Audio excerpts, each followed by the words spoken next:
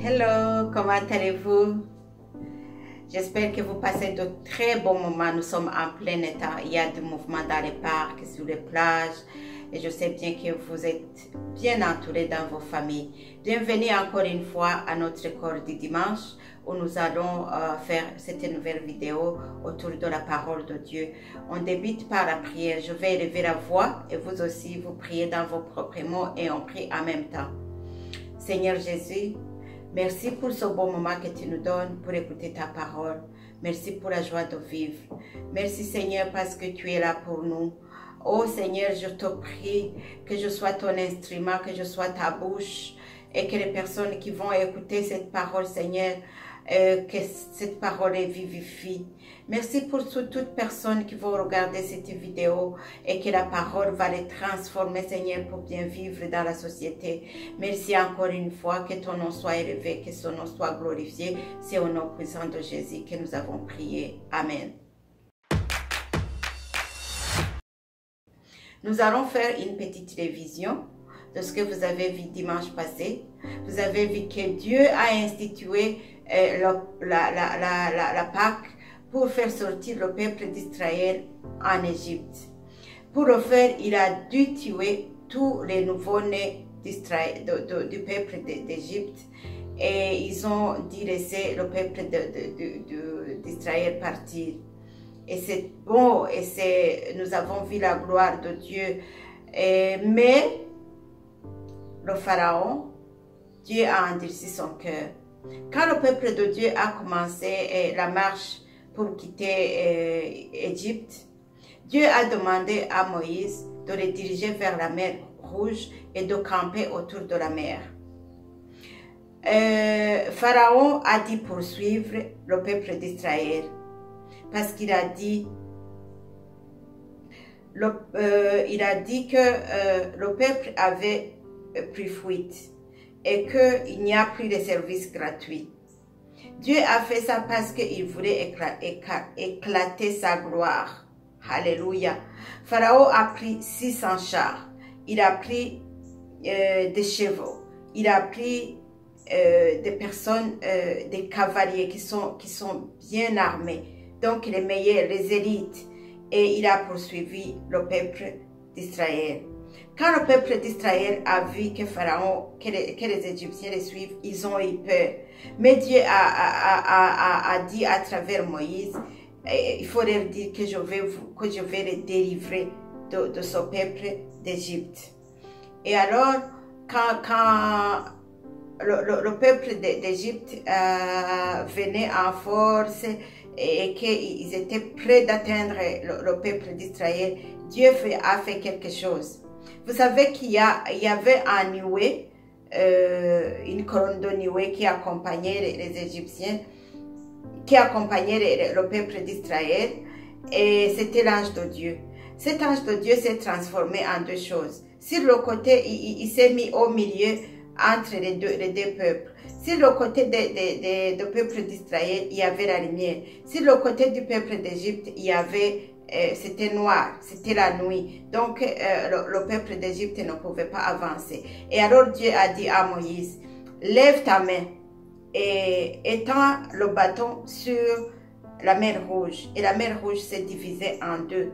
Et le peuple d'Israël a commencé à traverser. Il a commencé à traverser. Après avoir vu que le peuple d'Israël a traversé la mer Rouge, Dieu a alors enlevé la nuit et il a pris les chars. Les chars ne pouvaient pas marcher avec vitesse parce que Dieu avait fait quelque chose. Et ils sont venus pour poursuivre le peuple d'Israël et ils se sont mis aussi dans la mer Rouge. Arrivé au milieu de la mer Rouge, qu'est-ce qui a été fait? Dieu a demandé à Moïse, étends encore une fois le bateau. Et Moïse a étendu le bateau et l'eau a couvert le peuple d'Égypte. Et alors, le peuple d'Israël, ils ont vu sur les rivages les corps des Égyptiens morts. Ils étaient dans la joie et ils ont commencé alors à craindre Dieu. ils ont commencé à craindre l'Éternel, ils ont commencé à voir la puissance de l'Éternel. Et le peuple d'Israël ont eu peur. Ils ont cru en l'Éternel et ils ont cru aussi en Moïse, l'envoyé de Dieu. Alléluia. Ce n'était pas ça seulement. Donc, c'est-à-dire que tous les Égyptiens qui suivaient le peuple d'Israël ont péri dans la mer Rouge. Qu'est-ce que l'histoire veut nous enseigner? L'histoire veut nous enseigner qu'il ne faut pas avoir peur devant toute chose. Alléluia. Dieu combat pour nous si nous gardons le silence. C'est ce que Moïse avait dit au peuple d'Israël. Dieu est là pour nous aider en toutes choses. Soyons prudents. N'ayons pas peur parce que la peur chasse la foi. Et si nous avons la foi en notre Dieu, nous allons réussir. Dieu va venir à notre aide et va nous aider. Il aime ses enfants. Il a le plein pouvoir de nous protéger. Dieu a sauvé le peuple d'Israël devant l'armée d'Égypte. Et en toutes choses, il faut compter sur Dieu pour son secours. Dieu, c'est un Dieu de miracles. Sa main droite est capable de nous aider en toutes choses. N'ayez pas peur, mais raconte à Dieu tout ce qui te fait peur et aie la foi que Dieu est là pour nous délivrer dans nos malheurs. Alléluia. Nous allons continuer à regarder le verset à mémoriser qui se trouve dans Psaume 20, verset 7 au verset 8. Prenons vos Bibles, nous allons lire ensemble. C'est Psaume 20, verset 7 au verset 8, ça dit quoi? Je sais déjà que l'Éternel sauve son oint. Il exauce des cieux de sa sainte demeure, par le secours puissant de sa droite. Verset 8. Ceux-ci s'appuient sur leurs chars, ceux-là sur leurs chevaux. Nous invoquons le nom de l'Éternel notre Dieu. Alléluia. La parole nous dit, je sais déjà que l'Éternel sauve son oint. Alléluia. Dieu te sauve parce que tu es son oint et tu es dans la parole et tu restes dans la parole et tu es dirigé par la parole et tu invoques Dieu avec foi et il va venir à ton aide, il va te sauver. Alléluia. Il exauce des cieux de sa sainte demeure. Dieu nous écoute quand il est aux cieux. Notre Dieu parle, notre Dieu écoute, notre Dieu agit et notre Dieu travaille. Alléluia. Il va nous sauver si nous gardons la foi.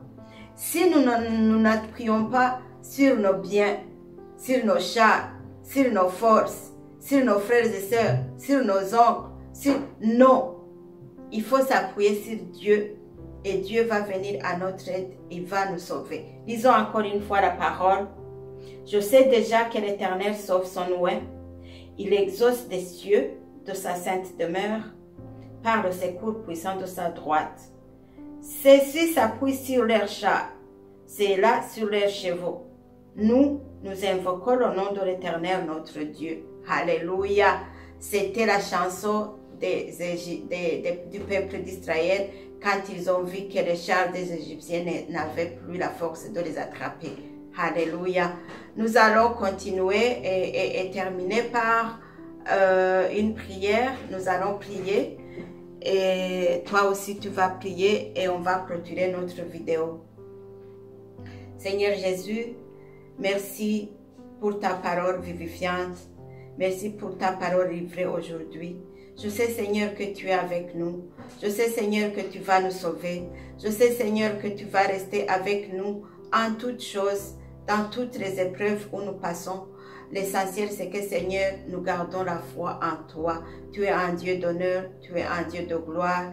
Ta gloire, Seigneur, reste sur ton peuple. Et j'ai vu comment tu as sauvé le peuple, Seigneur, d'Israël. Et comment, Seigneur, tu as puni les gens qui cherchent à faire du mal aux autres. C'est que, Seigneur, tu es un Dieu de justice. Tu es un Dieu, Seigneur, de gloire. Tu es un Dieu d'amour. Nous te disons merci encore une fois. Garde nos familles, garde nos amis, garde nos frères et sœurs, garde nos pays, garde le pays du Canada. Seigneur, nous te disons merci parce que tu es en train d'éliminer encore une fois le COVID-19. Et je sais, Seigneur, que tu vas nous protéger en toutes choses. Et toute la semaine, Seigneur, nous te le dédions et tu vas rester avec nous. Que ton nom soit élevé, que ta gloire te revienne. C'est au nom puissant de Jésus que j'ai prié. Amen. Bye. Portez-vous bien et continuez à jouir de ce beau moment d'été. Amen.